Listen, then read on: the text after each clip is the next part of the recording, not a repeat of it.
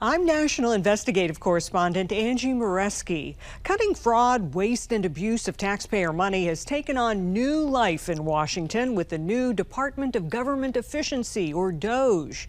But this is a battle some have long been fighting in our nation's capital with little traction.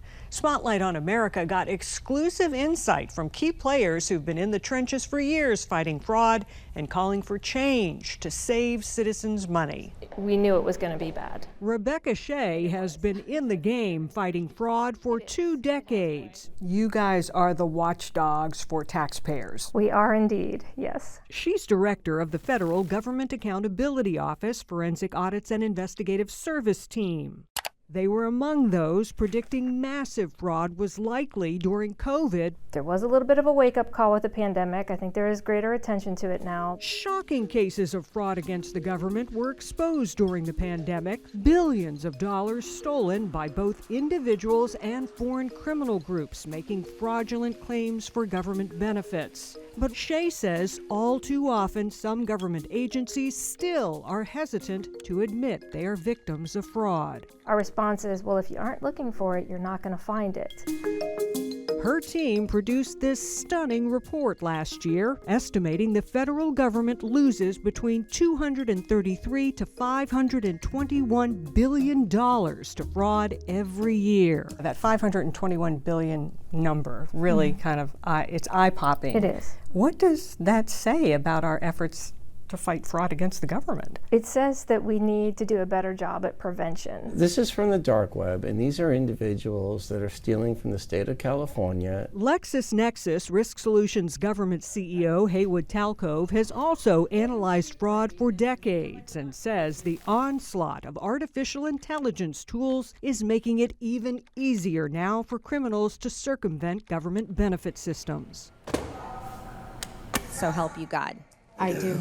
At the first House subcommittee hearing on DOGE, Talcove was first to testify. The use of AI is fundamentally changing society, but in the hands of criminals, it has become a weapon. He warned the public sector is lagging far behind in fighting fraud, with the private sector averaging a 3 to 5% fraud rate compared to government, which he estimates at 20%. The fact of the matter is the 50 states don't talk to each other. The federal government doesn't talk amongst its agencies. And what that does is it enables the criminals. COVID exposed weaknesses in government systems, like failing to verify identities up front, allowing self-certification for applicants, and failing to cross-check between states and agencies to reduce duplicate and ineligible applications. Is cross-checking between states for benefits still an issue? It is still an issue. Some states still not doing it. Is that frustrating? It is frustrating. Shea says there has been progress with more fraud prevention tools being used now, like the Treasury's Do Not Pay list. It allows checks across multiple agencies to determine things like if a person is deceased, in federal prison, or delinquent on taxes. But Spotlight checked the Do Not Pay website and found only about half of states are using it. What do you think when you see so many that aren't making progress? Disappointment. In February, the GAO put out its high-risk fraud list. It identifies areas with serious vulnerabilities for fraud, waste, and abuse and is updated every 2 years.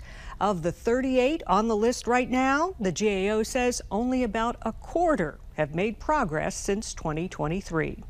For Spotlight on America, I'm Angie Moreschi. I'm Jim Grimes. Click like and subscribe buttons if you want to see more stories like this that impact you.